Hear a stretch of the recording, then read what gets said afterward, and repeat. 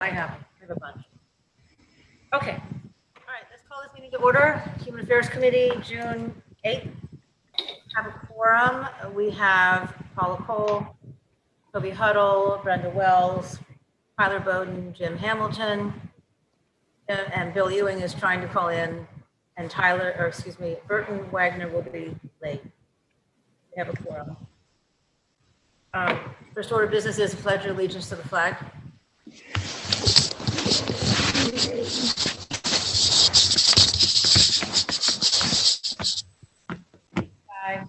Pledge allegiance to the flag of the United States of America and to the republic for which it stands, one nation under God, indivisible, with liberty and justice for all.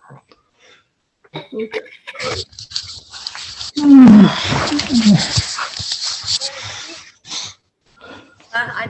don't think I received any last meeting. Do I have them?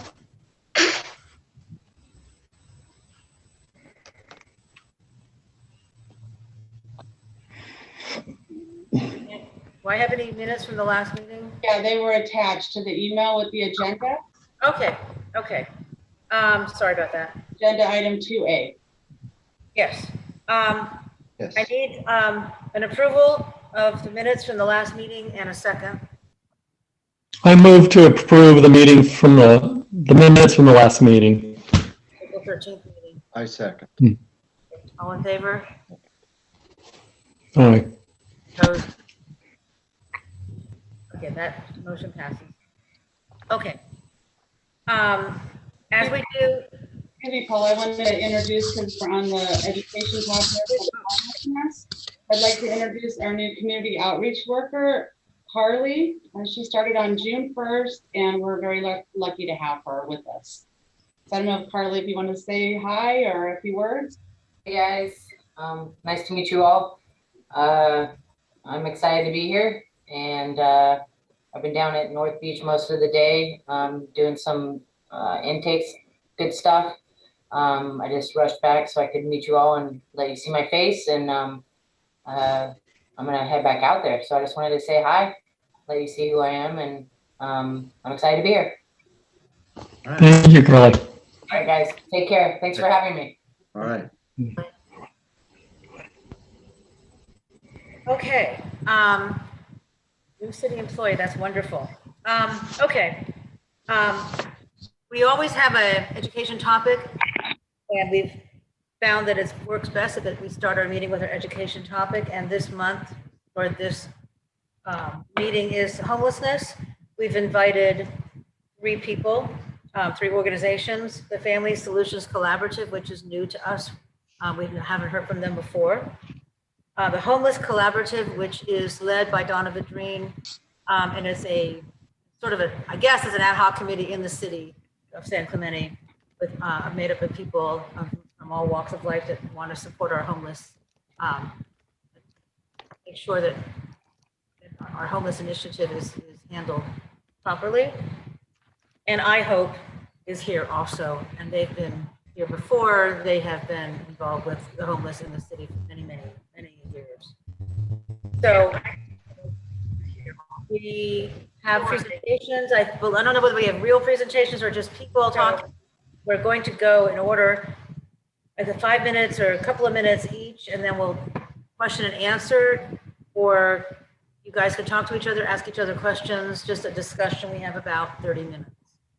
So we'll start with Nikki from Family Solutions Collaborative. Thank you. Hi, I'm Nikki Buxted, and I get to be the executive director of the Family Solutions Collaborative. And I believe that I emailed my slide deck to someone and it was going to be shared. Is that true as part of this presentation? That is true. Kay, do you have Nikki's slide? Yeah. Wonderful. Hi, Tyler. You made it, Bill. Hey, Bill. Yeah.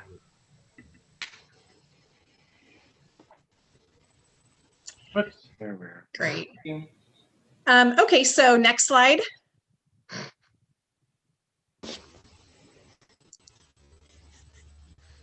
All right. So really quickly, the Family Solutions Collaborative was founded in 2013. We utilize the collective impact model And we're comprised of 23 of the leading family service agencies that work to prevent, divert, and end families who are experiencing some sort of housing crisis. The reason we came together was so that we could build a system that could respond to families' housing emergencies in a coordinated, prompt, and equitable and fair way. So kind of the difference between the work that the Family Solutions Collaborative does and our 23 members is while our 23 members are direct service providers serving the homeless families in Orange County, we're the system that works to support the overall functionality of how it works. Okay, next slide, please. And these are the organizations that make up the Family Solutions Collaborative. The only one that's missing on here that just actually there's two that aren't on here, the City of Huntington Beach, and then also Stand Up for Kids just recently joined us. And so we just haven't updated this slide deck yet with their logo. The FSC has 9 access points throughout the county, and those are the virtual front doors as to where families can enter in and receive services. And so next slide, please. So who do we serve through the family coordinated entry system? So we do a lot of things, but I'm just going to talk about the family coordinated entry system today. So we serve families in Orange County that are experiencing homelessness, literal homelessness, or at risk of experiencing homelessness. So we serve families that have a household of at least one child aged 0 to 17 and or a woman that may be pregnant. So we serve literally homeless families. So that is a family who lacks a fixed, regular, adequate nighttime residence. So maybe they're living outdoors, they're living in their vehicle, or they're in an emergency shelter. Families living in emergency shelter are still considered literally homeless. And then, of course, we also serve those families who may be at imminent risk of homelessness. Okay, next slide, please. Does that mean it could be two people, like a mother and child or father and child? Yeah, it can be a grandmother, it can be a father, as long as the composition of the family can be as big or as small. It doesn't really matter. It just has to be one minor child between 0 to 17. Right, got it. Okay. Sure. Okay, and then kind of how the family system works. Next slide, please. So how do families get connected to our services? So families can go on to the 211 website and complete the client profile form. If you type in Family Solutions Collaborative 211 into Google, it'll take you right to that form. And that form can be completed by the family. It can be completed, we get them public health nurses, case managers, school districts will oftentimes support families in completing these client profile forms. If for some reason there's a digital divide and the family is unable to access 211, or if they need that form in a language other than English, they can call 211 and they're directly accessed through that virtual front door as well. Finally, a family can connect with an access point directly, but we actually don't recommend that. And there's a variety of reasons. And since I have 5 minutes, I won't get into it now. But the 211 website is the #1 way that we get families into the family coordinated entry system to begin that process of providing services to them. Okay, next slide, please. Hey, Nikki, sorry to interrupt. Sure. Just a question. I know you don't recommend going to the access points, but you might be able to just quickly speak on where in our area there are access points. Sure, that's a slide that's coming up. So I have a full map that I'll be able to share with you as well. Thanks for that question, Tyler. Okay. So we talked about those access points. We have 9 of them throughout the county. They're agencies that we work with, we train their staff. We provide that training, technical assistance, case conferencing, anything and everything that they need to be successful in working within the system to help those families move through in a timely fashion. And then we also run and operate the emergency shelter and transitional housing bed reservation system for the County of Orange for families. So if they're also working with a family who may need emergency shelter or transitional housing, we would work to support them in that effort as well. Okay, next slide, please. So to Tyler's question, these are our access points. You'll see that they are geographically diverse. We have 3 access points located in each of the SPA regions. So for South County, you'll see Family Assistance Ministries, FAM, South County Outreach, and Families Forward serve the South area. And I pulled some numbers today, and we have about 265 homeless families in Orange County currently that are in our system. So those are just families. That doesn't include the entire composition of what's made up. And currently in our system, we have 42 homeless families in South County. Okay, next slide, please. So you've heard me use the word family coordinated entry system. And so what does that mean? So it's a standardized access, a virtual front door where there's assessments and a referral process for housing services across agencies in our community. Through the coordinated entry system, there's a link between street outreach and in-reach efforts to the housing service providers by the homeless service providers. So we are the linkages bringing all of those components together. And then, of course, having that coordinated entry system ensures that it's equitable, that there's a process in place that's helps to prioritize families, and making sure that we're, working together as a system to function best.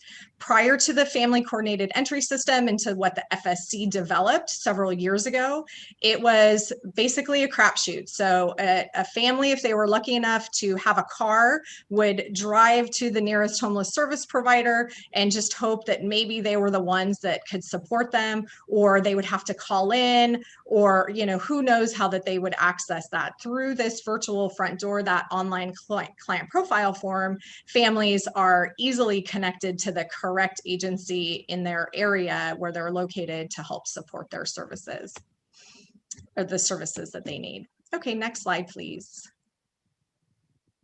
So the family, yeah. There was something on the left side that said veterans all have their own, and there were some acronyms. Yeah, if you want to scroll back to that really quickly. So there are subset populations, and so veterans, TACE, so transitional aged youth, and domestic violence providers really function.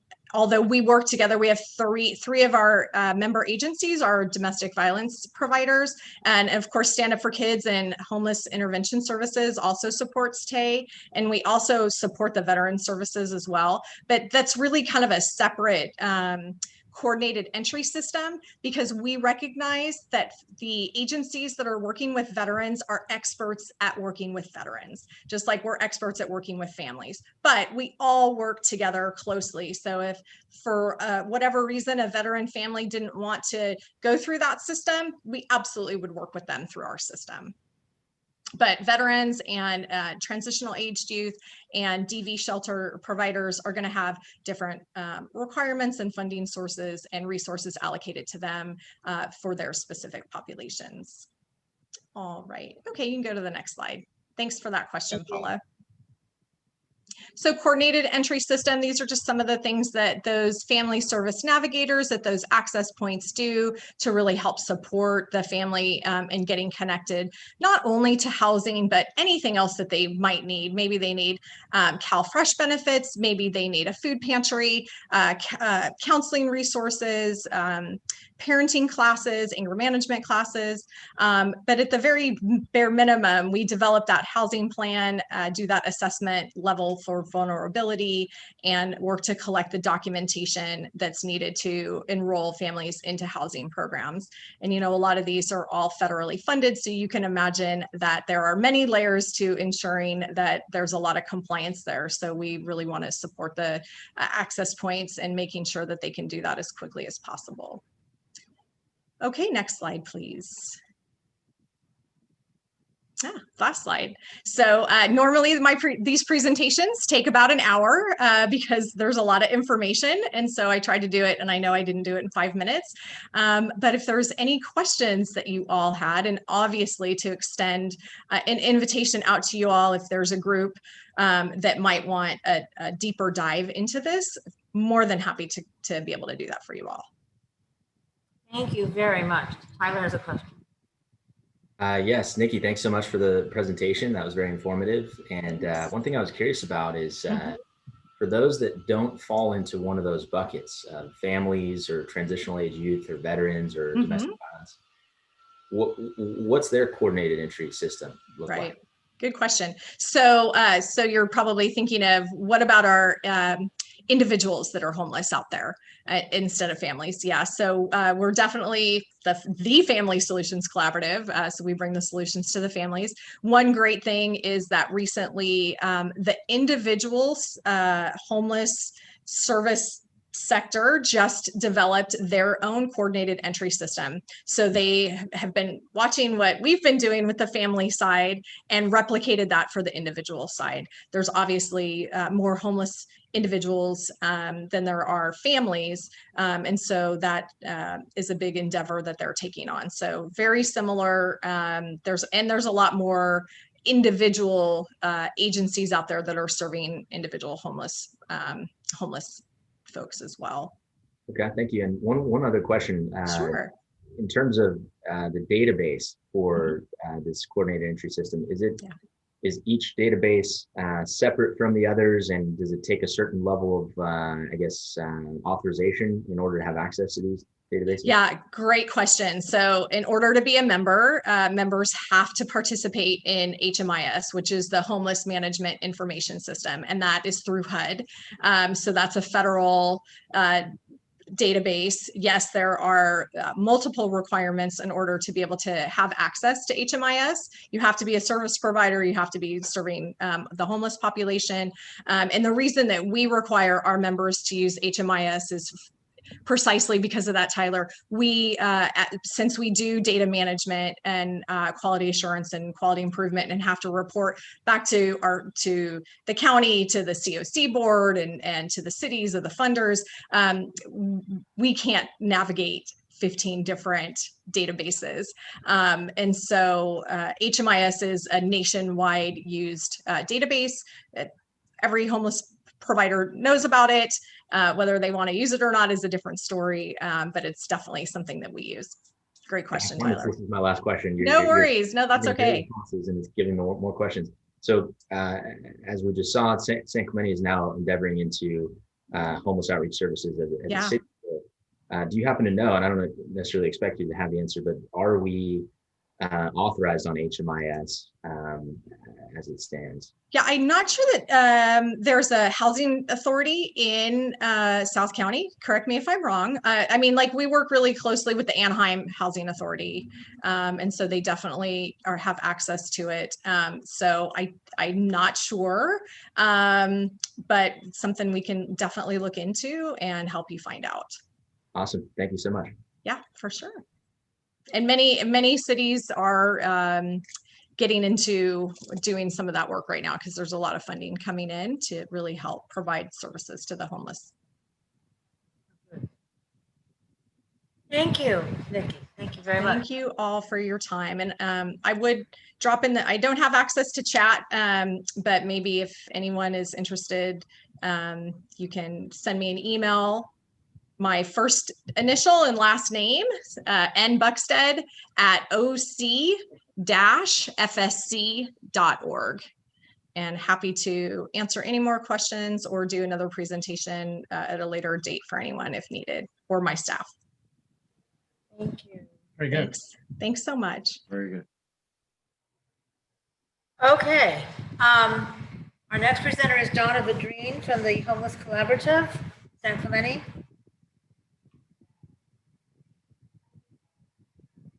Hi. Hi, Donna. Hi there. I want to thank you so much for inviting me to this discussion today on homelessness and affordable housing in San Clemente. I applaud your committee and each of you for your interest and efforts currently and the past work of your committee. There are successes and solutions to homelessness that we can study and use in San Clemente.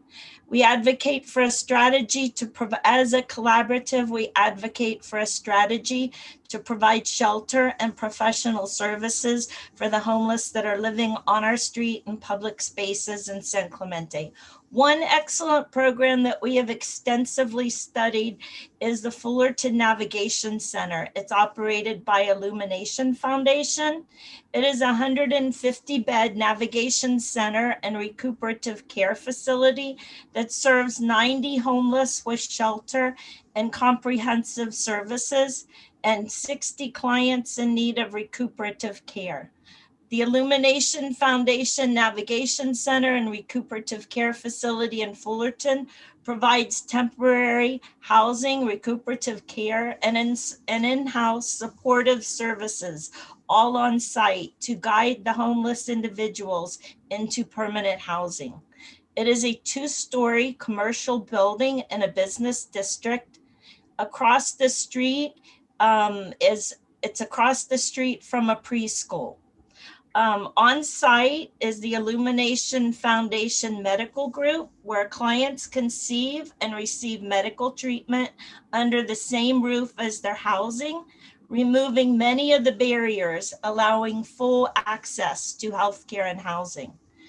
We toured the facility when it first opened, and we're very impressed with the security, the cleanliness, the functionality, and the professionalism. The staff and clients demonstrated respect for each other and caring.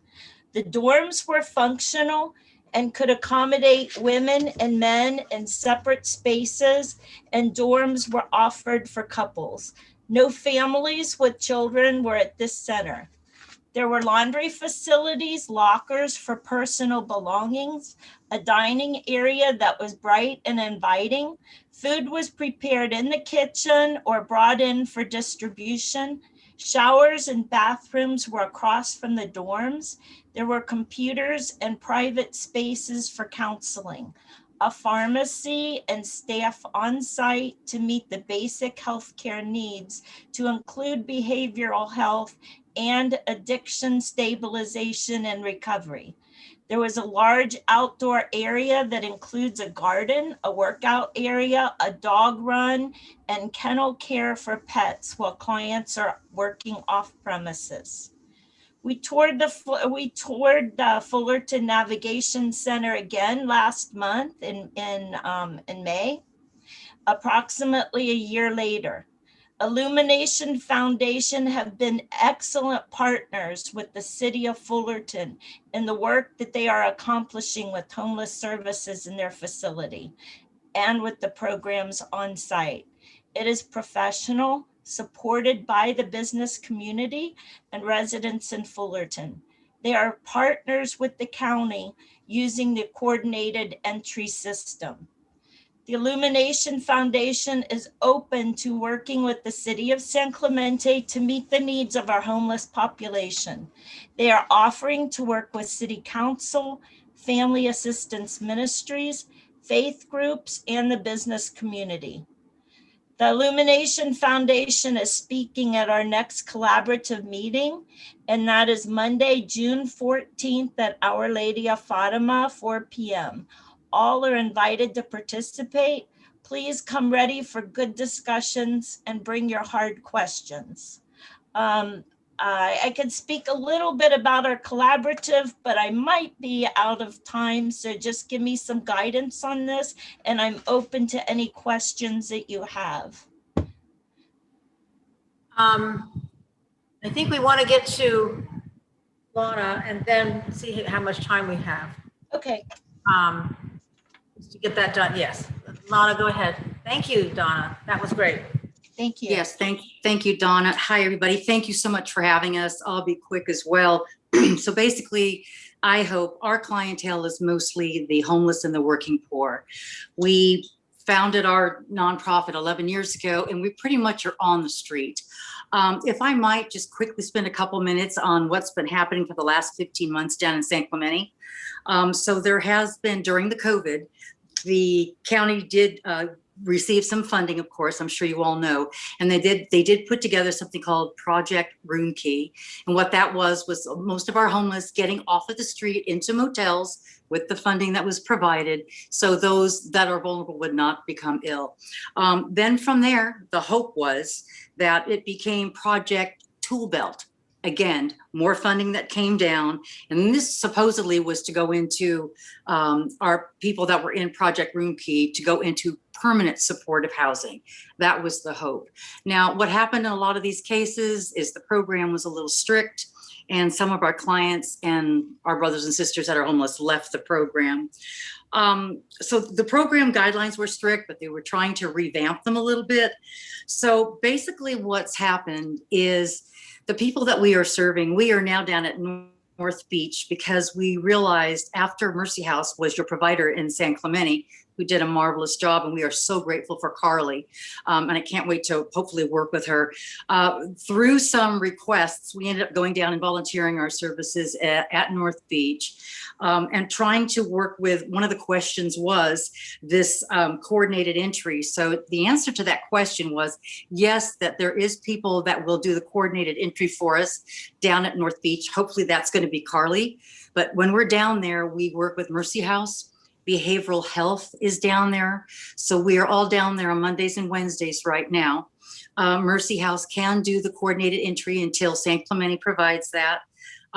We are providing EBT signups, Medi-Cal signups, DMV IDs, free phones. We also have the SafeLink phone company that is down there helping with the free phones if all documents are in order.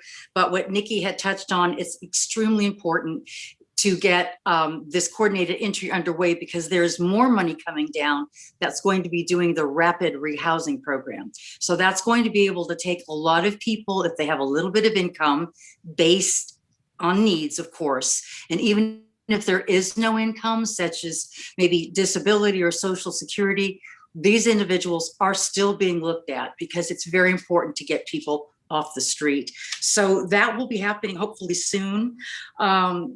We're hoping that, so the pandemic unemployment funding as well. So many people who maybe didn't have enough hours still were able to qualify for EDD. A lot of our clients on the street were able to get EDD, which allowed them to go into motels during the pandemic. So right now, this is what's been happening down on our streets. Basically, we work mobily, we're on the streets, and we were hopeful that this rapid rehousing, all of our clients that were in the COVID, thank God we have those COVID programs. So hopefully now what we're hoping that we can do is that we can get them all to sign up for the rapid rehousing with the help of some really wonderful outreach nonprofits. And Mercy House is the one that we work with because they hit us up down here in South County. Because as you know, we have no shelters down here. We have very limited services. We have no room for housing. So they're trying to help with this rapid rehousing, and our clients are willing to go to other areas if that's what it takes. Another thing too is that the funding source might be ending in September. So our push being visual on the street, we work down at Doheny. We have about 60 homeless down there constantly that we work with. So we're really trying to encourage everyone to try and hook up with a service provider that we can refer them to that will help with that, that it's called the spadatting. That's another word for it, but with regards to the housing program. So some of the things that we've kind of noticed too on the street, it's been very stressful for so many of our clients. The COVID thing kind of put a lot of people in a tizzy. The stress from being on the street. And then of course we had the closing of the parks and the restrooms and what have you, and the opportunity for those who do work. We do have a lot of working poor that are homeless. And not having a safe park program is still a problem for people in cars. But social services and what's happening now in San Clemente, again, I'm just so thrilled that there is now an outreach, a worker down there that's being promoted through the city of San Clemente. So I really compliment all of you on what you're trying to do. And our goal is to have anybody's back that needs it, because like I said, we've been on the street for 11 years and we have Carly's back.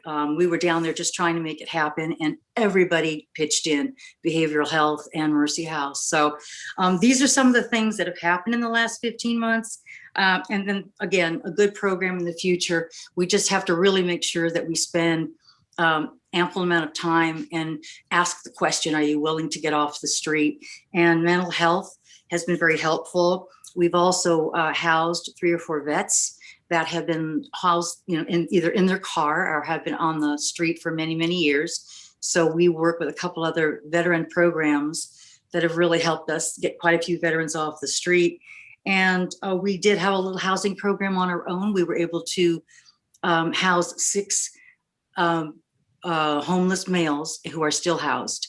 So, it takes a village. So I just, it's just so sad that we're still talking about homelessness right now in America, but it's what it is, and we're all fighting for the same thing. So thank you so much. I really appreciate your time, and thank you for making this an important topic for the city. Thank you. Yeah.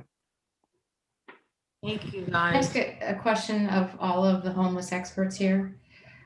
Are you noting any sort of trends or contributing factors leading to the preponderance of the homelessness right now?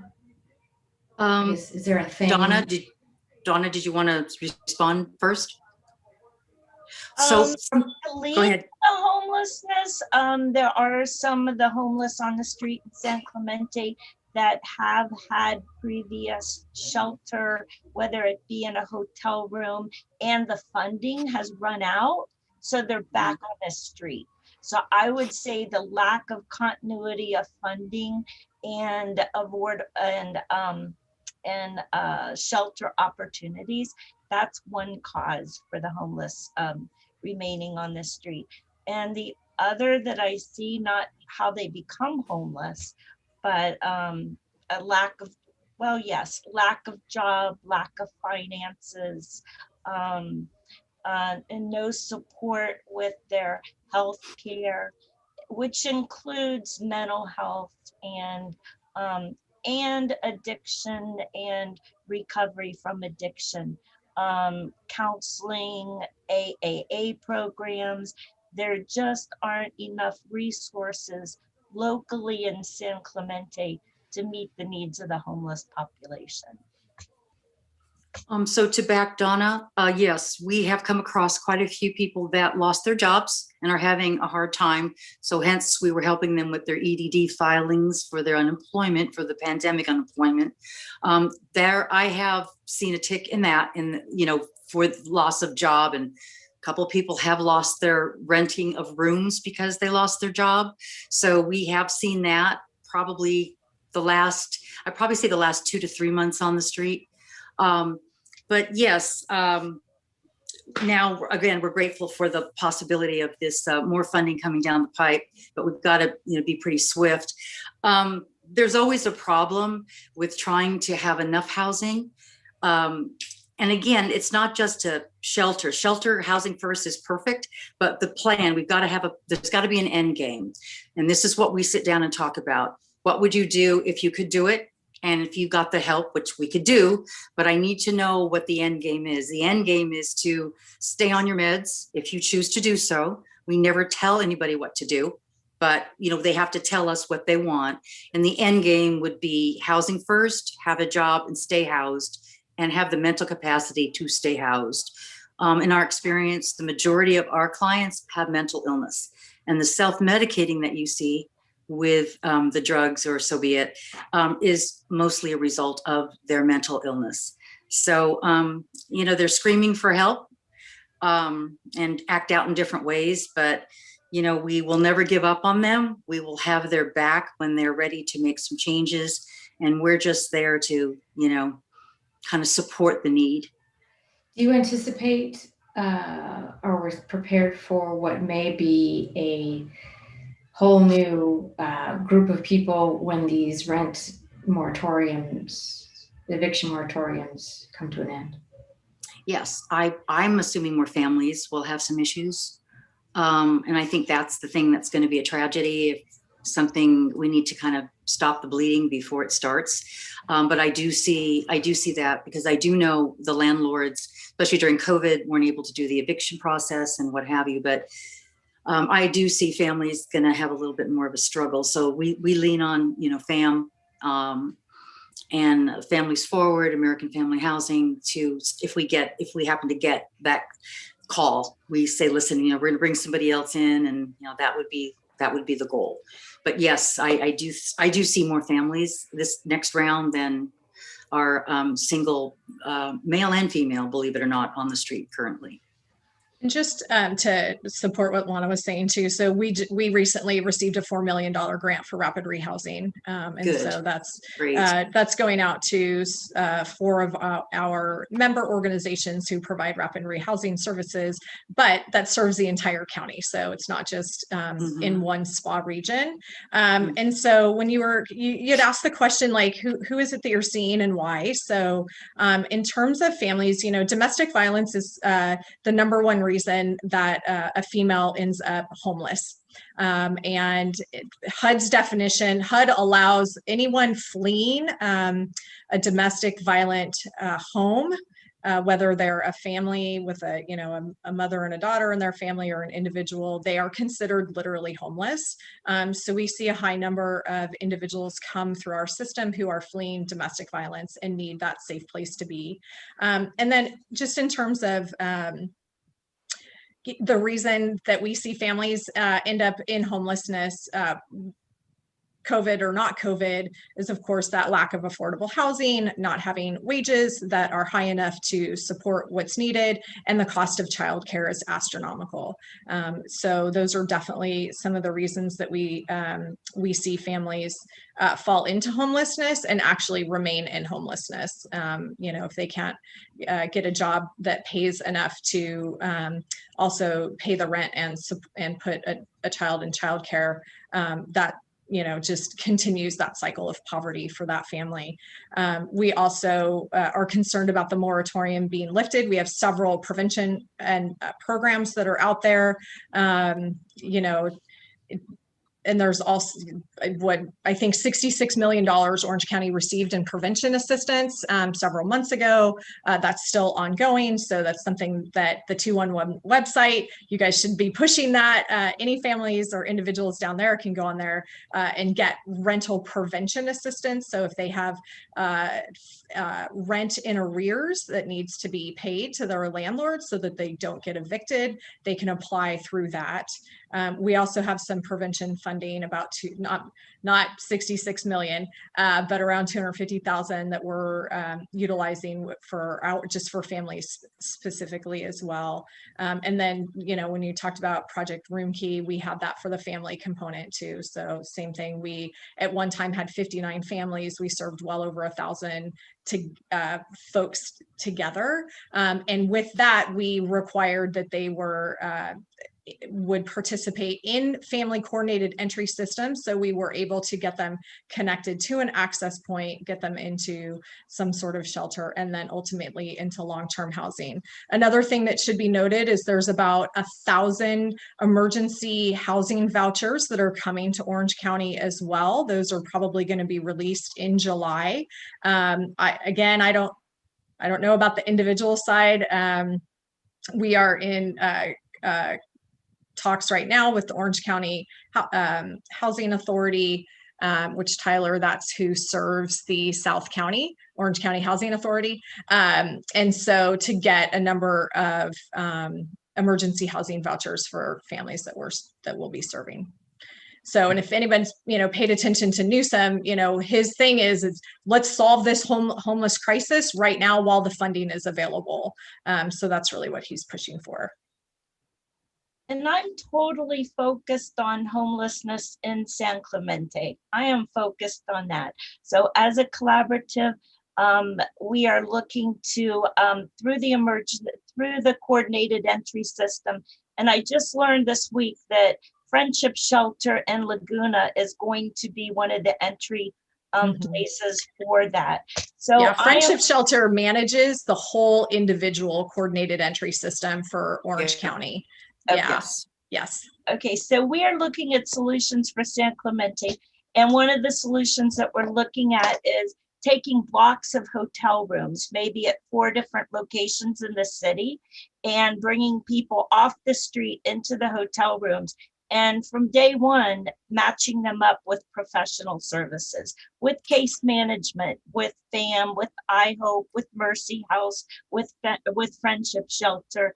And hopefully Carly, our new city employee, hopefully she will be able to facilitate some of this happening. So if we get people off of the streets into shelter, and if we also look at a safe parking program, because there are more people living in their cars. I've met them at North Beach, and it's just, and one of the women that I talked with, she has suffered domestic abuse, and a lot of these people do fit the traditional profile that both Lana and Nikki are talking about.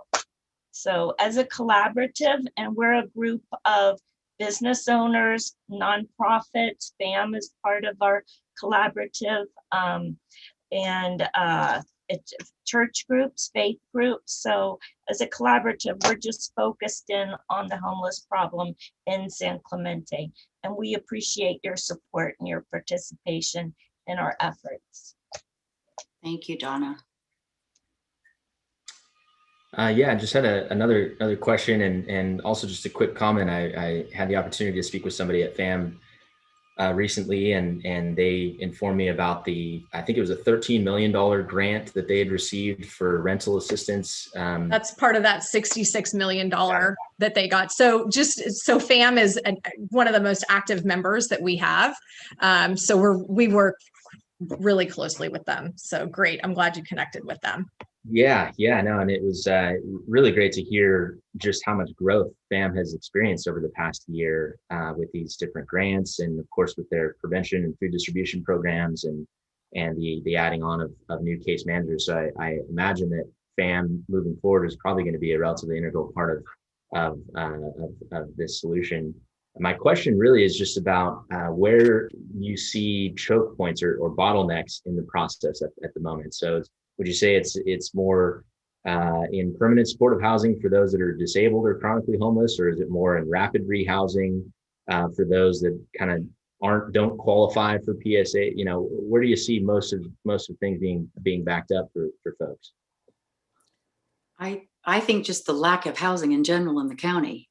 It's very difficult to find placement and there are actually housing navigators that will help through the HUD program or voucher program. They will have a housing navigator that will go to apartment houses and landlords or motels and say, listen, can we do this in your motel? But basically for South County, just from my experience, it's the lack of places that are available. And with this rapid rehousing, sometimes it'll be a room for rent. It's not going to be like, here's your apartment, a room for rent, or a room in a board and care, possibly. Good conditions, and it's a roof over their head, but it's certainly not, like we found this apartment building and this is it, so it's a struggle. It's the availability in South County. Not on purpose. That's just the way it is. And it's such a desirable place to live. Many landlords, and opportunity isn't always there to be able to, rent my room to someone who's maybe had a hard time on the street. It's just a little bit more difficult. In my opinion, only down here, it's where my experience is. Sure. Nikki, what do you think? Yeah, I mean, absolutely. And it's that way countywide. And it's really just, and we're running into that right now. I mean, we're almost oversaturated with the amount of financial assistance available in terms of prevention and rapid rehousing. And so we have, lots of families that are ready to go. They're document ready. They've got all their paperwork, yet the ability to find a place to put them into is what's missing. And all of our access points have exactly what Lana was talking about. They all have a full-time family service navigator, and that's part of their job, is to be able to locate those landlords and build those relationships. I mean, FAM does that, Families Forward, all of the agencies, have an entire department that go out there and find those landlords, build those relationships. But people also aren't moving a lot right now too, because where are you going to go? Right. We've seen this boom of houses being purchased. Right. And so those houses are not being purchased. They're being remodeled and going to be probably sold for, a higher value, which just takes more available units off the market. Yeah. So we do need sites for affordable housing, and we are behind the game in that. And we do have some locations that are being looked at with the housing element coming up. But we can identify sites, and we need to work with developers and get these places built. And that isn't happening, at least in San Clemente today. And even with the housing element that's being drawn up is quite good.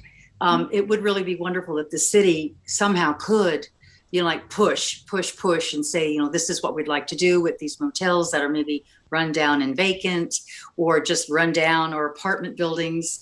I mean, I know it's way out there, and I know it's going to be a tough thing to try and convince some property owners, but United Way is trying to do this in North County. They've collaborated with a lot of people, Disneyland, the Walt Disney family, the Irvine Company, and that's exactly what they're doing. They put together people that are literally going out and asking landlords, can we pay for the use of your motels that are in the area?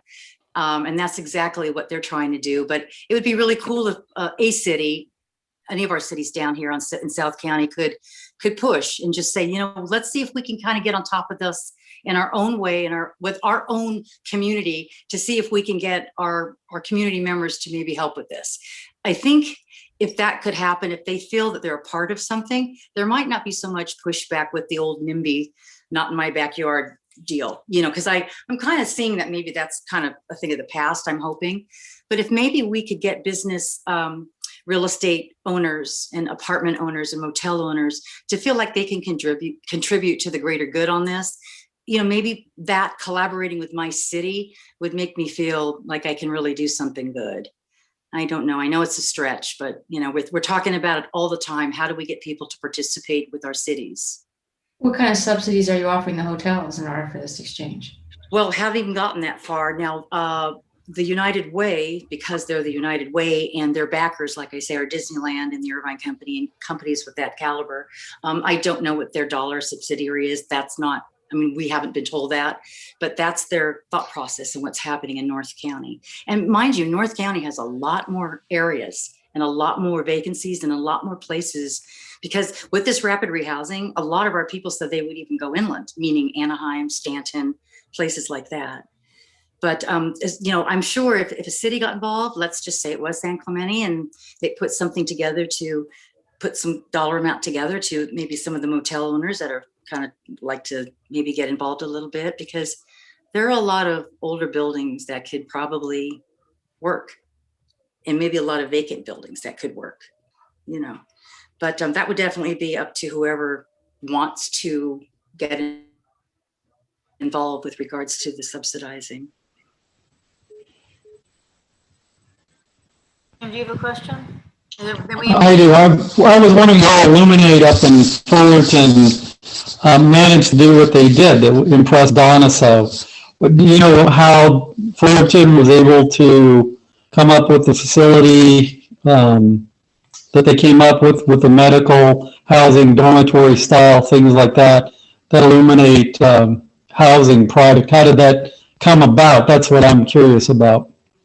So, Jim, well, I was going to say too, so the chair of the FSC is Yvette Alstrom, and she actually worked for Illumination Foundation for a number of years and just moved over to Home Aid. And I think she has a whole document on how that happened, but it sounds like maybe, but you know, they're a juggernaut, right? Like they're huge, they're massive. They're a multi-million dollar agency.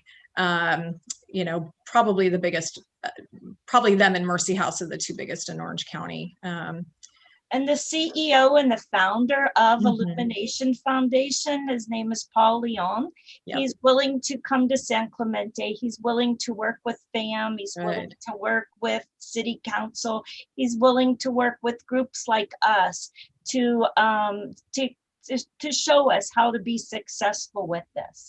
And basically, the navigation center there is a shelter and a shelter plus with healthcare on site with different programs. But that's how they started. And it's nothing fancy. It's very functional, but very private and very respectful of the clients there. So it is a good example to look at. There's several examples, but the whole point that is that there are solutions. We just need to have the political will to make this happen in our city. We have the financing that's available with state and county funds, and we've got sites in San Clemente where we can make this happen. And there's some unincorporated land that belongs to the county that's right outside of San Clemente.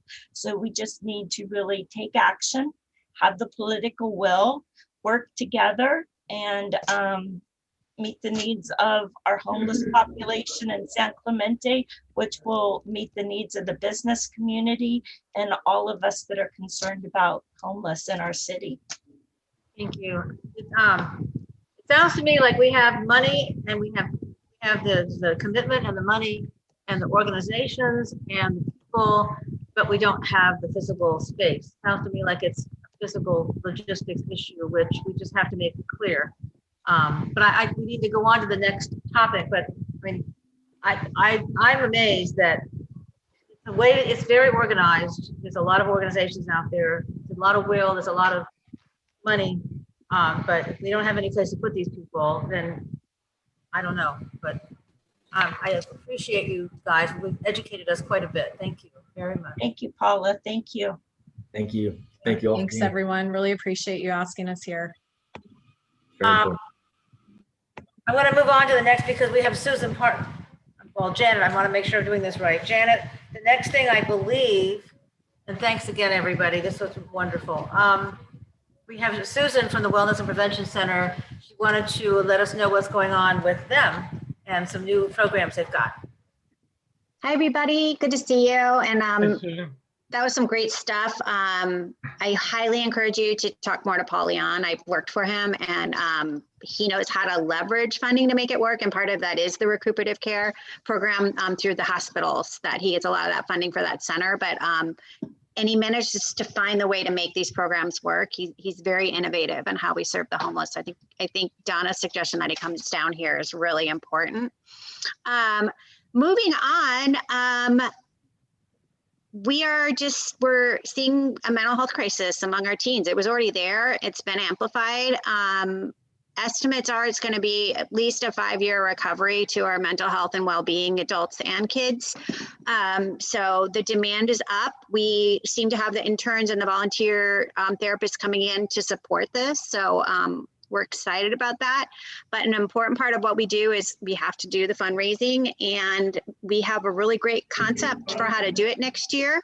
So I brought our funding chair for our spring event, but I want her to present it to you and tell you about what support we're going to need from you guys. Okay. So this is Sue Hill. Hi there. How are you? I'm excited to be here today. I know a couple of you from school, from the past, but I'm excited to be here because youth services and mental health has been my passion for many years.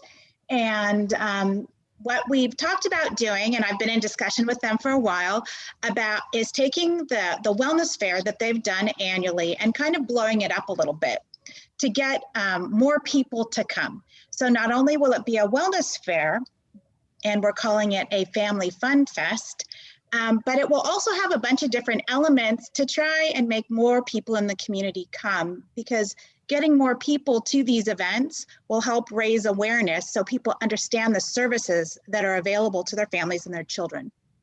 So, and I'm here because I'd actually love to have your support and your input and your guidance as we move forward with this. We have a tentative date scheduled for next year in April at Jim Johnson Park. And this event will have a wellness fair. We are working with Johnny Hernandez, who is a military liaison and a Boy Scout liaison, on helping to have a Pinewood Derby, which we can't call Pinewood Derby, so that we can bring in a lot of different youth organizations and schools. We would have a community stage where different community groups could put on shows and demonstrate what they have available, as well as offer classes, free classes in yoga, performances by COA entertainers. We also would have, I'm looking at an e-bike safety, which we've already reached out to the Sheriff's Department. They're very excited about this, to come and bring an e-bike safety activation to this event. Also, we would provide sponsorship opportunities by also having inflatables and games and creating a little bit of a fun festival atmosphere. And everybody who participates in both the wellness and all of the rest of it would have an activity, so that it wouldn't just passing out flyers. We want to make it something where people come, are engaged, learn a lot, have some fun, and hopefully it will grow and grow. And it would also be an opportunity for a lot of other nonprofits in the community that provide services to have a booth and raise awareness. And what we would like to do is ask you for your support, your guidance, and hopefully you can help us get the city to be a sponsor and waive fees for the site, and possibly help out with like the banner across El Camino Real. And that is the sum total of our presentation today. So any questions? So we last year the wellness fair was approved to happen, and it appeared we were getting the fee waiver, but it all got shut down with COVID. So basically we're kind of taking the same concept, knowing that, you know, Samantha at the city was willing to work for it, you know, moving the soccer games, doing all that so we could have the field for the day. So, you know, so we're in the early planning stages. We're going to move forward, and like Sue said, we hope we have your support and your help when we approach the city. Go ahead, Tyler. Yeah, well, thank you both for being here. You definitely have my support, that's for sure. And I think you have the support of everyone on this committee, and may take a little more effort than just us. But I just wanted to thank you for everything that you're doing out there. I also wanted to kind of point out all the work you're doing with the Chamber of Commerce, the job fairs that you put on, and the financial literacy training and everything. And so definitely here to support you in any way that I can or we can. Susan, the Rotary Club has decided to donate some more to the Wellness Prevention Center. So I've got a check for you to bring by. Yay, thanks, Tyler. That's the best part of the call so far today, the best part of this meeting. So when you say support, I'd like to know, you know, you said a banner, so that's a physical thing. So let us know, not this minute, but when you say support, what you need. I mean, is it people, is it time, is it money, is it? It's all of the above, Paula. And we're working on the budget, and there's certain things the city's going to say. There's going to be these requirements, and then we're going to say back, oh, good, you want to make this part of your your partnership in this, because my feeling is we could call it the City of San Clemente and Wellness and Prevention Center Family Fun Fest, but that means we would like them to foot some of the bill. Well, and just to have an event, there are site fees. So there's a per hour site fee that we'd love to get waived. They have a sound amplification fee that we'd like to get waived. They have, you know, the gigantic banners that they post across El Camino Real. They have an installation fee for that. So just some of those sorts of fees would be the simplest. And then of course, because it could get, even if they were willing, custodial fees, there's other fees that are related to having and hosting an event that if they were willing to contribute would be great. But I think first step would be. Yeah, and to be transparent, we're going to use it to raise funds at the same time. So, and we're not going to say anything differently to the city. So, you know, there'll be, if people want to, certain inflatables might have a ticket fee. You know, so there'll be some things where we're trying to raise fees, and the booth sponsorship, that money comes to us. That's above and beyond what the booth costs. So, so we're, you know, it's a fundraising opportunity for us, and the city helps us leverage that. Jim? Yeah, like anything, like if you have different little races, usually most races have a nominal entry fee, right? And so you just like, you can't call it the Pinewood Derby, so let's call it the, you know, Wood Derby. There would be just a little entry fee for each thing, and then people would get recognition rather than a cash prize, right? That kind of idea. And the funds raised would be put to a higher, better use. Right. So got it, yeah. And we'll need some, because we want everyone to be able to participate in things like the Pinewood Derby. So we might need some people to sponsor, you know, groups and kids who might not otherwise be able to afford it. So we want it to be open to everybody, but we're hoping to also raise some funds at the same time. Yeah, got it. Hi, Toby. Hi, Susan. Will there be some of the same type of booths with information like the successful one 2 years ago in the outlets? Remember those? That was those people never stopped coming in. I know, wasn't that great? Yes, we would invite all of those vendors back again. Okay. Yeah. Right. And that's part of it, because we're hoping that by having it at a park, we're even going to open it up to more people and get people who might not otherwise come just for a wellness fair, who will also get this information. Right. I mean, I think it's part of helping the community build back better and knowing that we're all behind supporting youth and families in this community. Good. I just had one other quick comment. I don't know if you'd mentioned this, but it just came to mind that maybe incorporating the yoga studios in town to be a part of this might be pretty cool, to get them to rally support with their membership, and you know, obviously yoga for me at least is big in how I maintain my wellness. So yeah, I had this thought, like we could be the biggest outdoor yoga in San Clemente history to kick it off, or something like that. And we could have all the different studios teach 10 minutes, or you know what I mean? Mind meld. I know Tyler and I have a lot of the same ideas. So just as long as it's not Kundalini. Okay, I don't know what that is, but no, it's we going to don't be, want that. It's going to be No, gentle beginner yoga. Yeah. I don't know if anybody saw No somebody's public competition. comments at a public city council meeting recently where the Kundalini is Yeah, that's not okay. We can't have that. somewhat problematic. Yeah. No, and honestly, we have like the percussion group, the jiu-jitsu group. We could have the people who are having the plays come and do a scene. We could have anyone like Zumba. We could have so many different things. It's just so many possibilities to showcase different things that are out there. Cooking, I mean, there's just so much. Sounds like an Orange County Fair to me. Sounds like a little mini Orange County Fair one day. Yep. Yes, Yeah. one day. One So, day. No animals.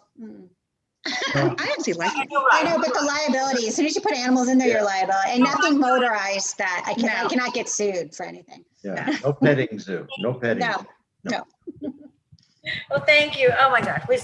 All right, we have to move on to our next. I'm not even sure how long we have of this meeting, but thank you. Well, we'll keep you posted, and we'll have a bigger presentation soon, and we'll keep you posted on how it's going. So thank you very much. And if anyone has ideas, please share them. We're open. Stay around. I want you to hear the next item on the agenda. Oh, stay around. Okay. The next item on the agenda is 5A, and we want to talk about the grant award recommendations for 2021, 2022. Janet will maybe be talking, but I just want to say that the grant applications are funded by the city, by the general fund of the city's budget. And there is a workshop tomorrow at the community center starting at 4 o'clock for a few hours with the city council and all of their staff. I'm not exactly sure how the workshop goes. They have submitted or given us their budget. And I do want to say that, again, this year, none of the nonprofits were funded again. So last year they weren't funded. The CBDG funds were used because it's not city money, but the city money of the 55,000 that they did not award last year continued in the budget. The budget is 0. And I was told that they will reconsider in the fall when federal money comes in for COVID relief, that we're on a list, but we're not going to have any input into how that money is spent. Jana, do you have anything else to say? No, I was just gonna say the budget workshop is tomorrow. Tomorrow. I don't know whether we have any influence to change their mind. There is a little bit of a surplus. I don't know if it's enough. My comment is once something's taken out of a budget, it never comes back, even if it You know, this decision is really confusing to me. Brenda talk now. Yeah. So the decision is really confusing to me because I don't know if anybody read the most recent SC Times where Kathy Ward was really proud of how strong we are doing as a city, how we're flush with funds, that we're ahead of the game. Her words, that she spent most time talking about the fiscal strength the city is currently in, and then to hear that they're going to pull the grant funding again without notice, I think is it's curious to me. I Jan, I'm not sure if you're in a position to talk about this, but as the Human Affairs Committee, we've been charged to, I was reading our mission statement. This is stuff that we do, and to completely undercut our influence and our recommendations by deciding they're not going to fund something that's a direct relation to the human affairs and what we're supposed to do, begs the question about, what they want from us. Hi, Brenda. The only thing I can really say is to attend the budget workshop, and voice your concerns, just like you've stated here, and see what they say. We'll say that last year, I don't even think we got invited, and I didn't even know the money was gone until I didn't know the money was gone, and I hadn't heard anything, and I read the budget, and no one told me where to find it, and I went through 300 pages of a PDF file, and did a fine and social. I found it all, and then I realized that we didn't get anything, but no one had told us. Yeah, and last year was different because of COVID, and the budget workshop was pushed back and things like that. So right, but they didn't tell us. I had to figure it out for myself. Being an auditor, I figured it out myself. Correct. And all I would recommend is if and the city council wasn't even told. So, but basically, I've been on this committee for 4 or 5 years, and this is what we've done. I mean, it's always what we've done. So if we're not going to be the receptacles for these grant applications, then what are we here for? Yeah. What are the main things that we're here for? So I would pose those questions maybe at the budget workshop. Yes. So go ahead. I guess we can vent a little. Yeah, just a quick comment and a question. Obviously would share the same grievance that's been shared already, particularly having been on the approval committee for these grants. It seems like kind of a waste of time if it's not even included in the budget for all those involved, and it's unfortunate. But I'll certainly express that to the city council and hope to see them change their mind. But my question was really about the Paula, you mentioned that they might readdress it in the fall when some federal funding comes in. I'm just wondering, is that the $8 or $9 million that was allocated to the city for COVID relief, or is that another grant? I think it's COVID relief, but that's all I know. He just said it's coming in the fall. He didn't give me a number, and he said that. And I asked him if we could have input, and he said, "No, you're already on a list, and you really can't influence us over what we're going to do with that money." Okay. But that's in the fall. He might have influence whether he likes it or not. Excuse me, can I make a comment to Tyler? So I know that we went through the grant applications and then the committee sat down and did that. The 4 applications that you guys recommended for funding for the CDBG, that was approved by council. So CBDG funds Laura's House, Fun on the Run, Camino Health Center, and FAM. So those 4 organizations got money. They got money last year. They got everything that we approved last year and everything we approved this year. So my next statement, and then we'll go on to the next statement, is next year, they're going to lose money and we're going to divide it up. We'll so, see. Or they're going to have to apply for CBDG money or whatever, because they got everything that they wanted and the rest of the company organizations got 0. So maybe the distribution of the money needs to be changed a little bit. And I'm not sure what authority we have to do that. Yeah, so you could let them, decide, because when they, the organizations apply for the funds, they specify whether they're applying for the CDBG funds or the general fund funds on the application. Foresight, they have to be foresight to know where the money's going to end up a year later.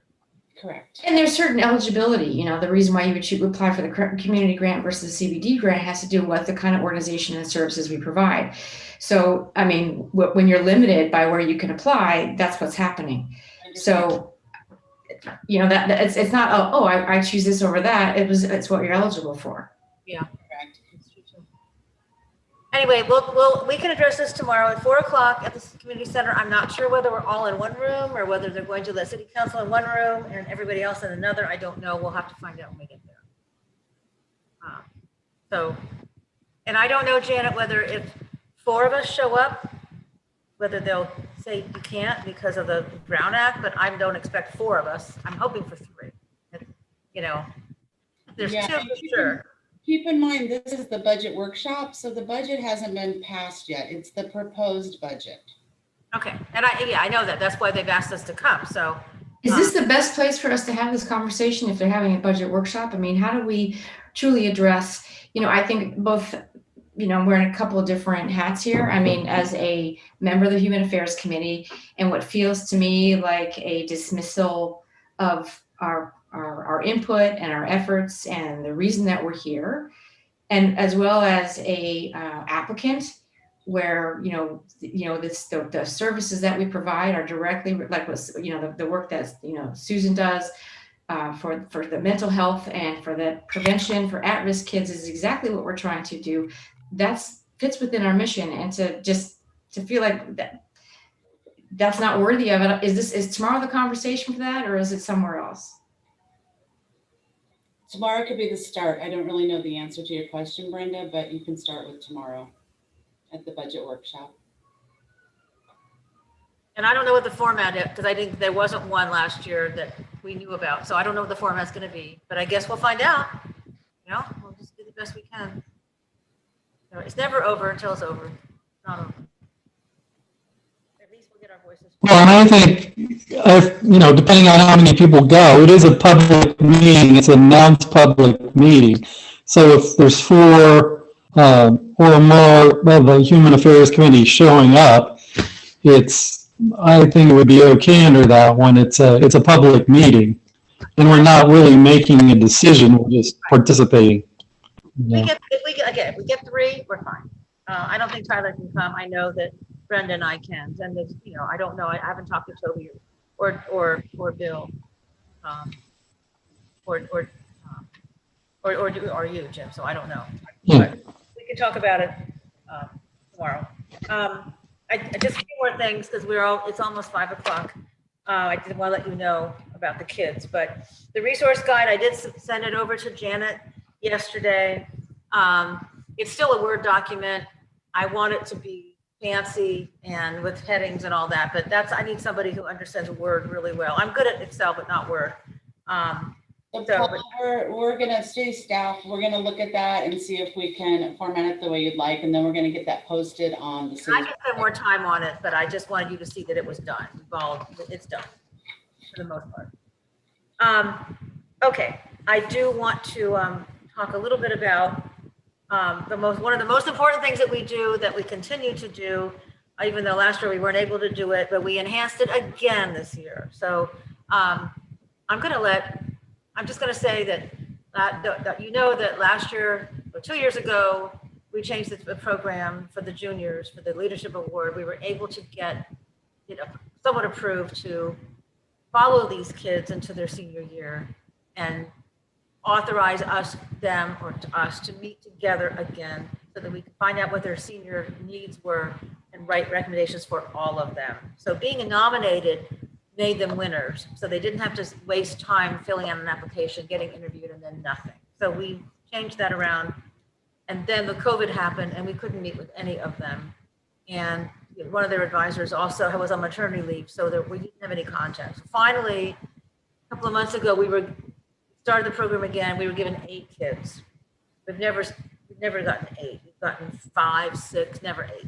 Yeah. We had 8 winners. So we got a permission to give awards to 2. Says last year we didn't give awards to any. So on June 15th at the city council meeting, 2 of them will be getting awards from the city, and I will let Toby tell you all about them.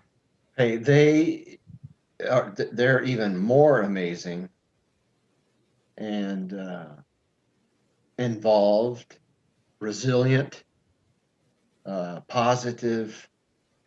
Like I was a high school teacher, and I was telling Paula, these are the people. This is why I could last 38 years working with this caliber, and they're just really amazing. They're not egocentric. They're about others. Right, and so there's going to be, there's a boy, his name is Nathan. He's from South San Clemente. He's the youngest of 4. No one has gone to college in his family. Yeah. He wants to give back to his family for all the work, the support they've given him. He does a lot of food distribution. He's a basketball coach at the Boys and Girls Club. He does a lot of work with food. He also works on all the festivals, when we had festivals, which we'll have again, yes, to the festival. So he builds the sets for the feet on the streets and he help people. He's very, you'll like him a lot. A little shy, but he's great. The other one, her name is Nancy. Nancy, Esmeralda Nancy. Yes. He was born here. He is one of 4 children. The family took the family back to Guatemala right after she was born, and she was raised in Guatemala. I don't think she's the youngest. I think there were more after her. Yeah. And when she became 15, her parents sent her back to San Clemente by herself to live, because she's an American citizen, to live with her uncle. No English ability. No English. 15 years old, no English. And she arrived in high school as a freshman, already a year older than everybody else, and taught herself English. And not only did she teach herself English, she opened a club for English language learners. Right. And she opened a club for social activism and all of that. She joined the Wayfarers. She joined different organizations. Co-president of Laura's House at the high school. And she works at the Boys and Girls Club and tutors kids to learn English. So we're going to organize the room so that when she gets her award, someone is FaceTiming her family back in Guatemala. And I've told her to make sure that somebody knows how to do that. And we'll have to get there early and see what the room looks like so that we can get the family to the right location so that they can see her and film her at the same time and send it back to Guatemala. So they're wonderful kids. All 8 of them are wonderful, and they all know that we're going to follow them into their senior years. So we feel very fortunate that we got to meet these kids. Yeah, and Nancy only requires 2 hours of sleep per day because that's all she's got left. Yeah. So anyway, next Tuesday.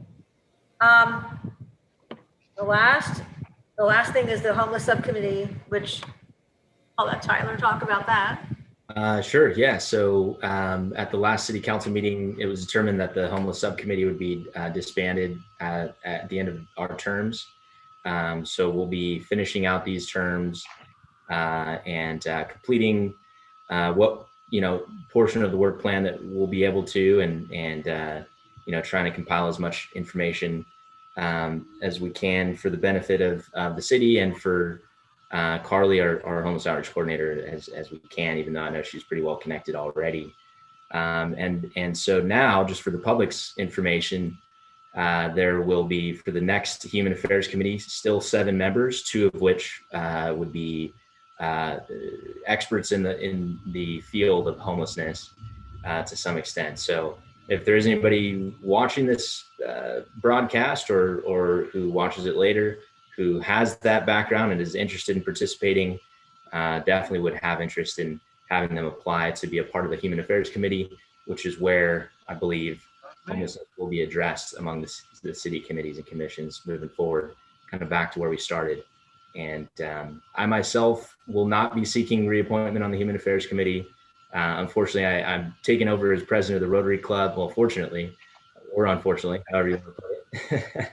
So that'll be taking a fair amount of my time, and I'd love to continue, but I need to focus on that and other commitments that I have. So it's been a pleasure to be a part of this committee, and I know we have another meeting, so I'll be there for that. But I really encourage anybody that's watching and that has a background in addressing homelessness to apply. And I support that decision because I think we needed 7, and I believe that the synergy will be wonderful. And I think that the city council will rely on us more than they did this year to help them with any homeless issues, as well as other things. But I think that bringing them in with the focus that everyone seems to have, hopefully it will be a good thing. And I am planning to apply again. And I hope you are too. I think Tyler's done a fine contributions to this committee, really. I skipped over G, Janet, because I'm not presenting the annual report to the city council. I did write an annual report, but I'm not presenting it. Well, you're going to do a verbal report, so. Say that again. I'm going to do a what? Aren't you going to do just a verbal report? Like right now?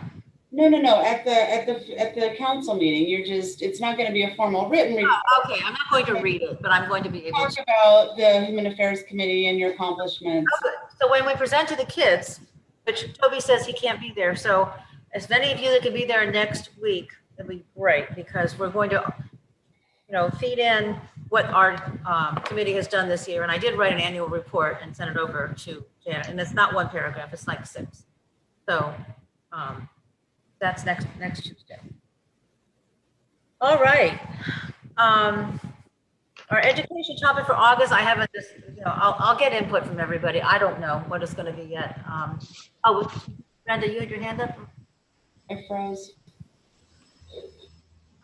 So we'll have an education topic for August. And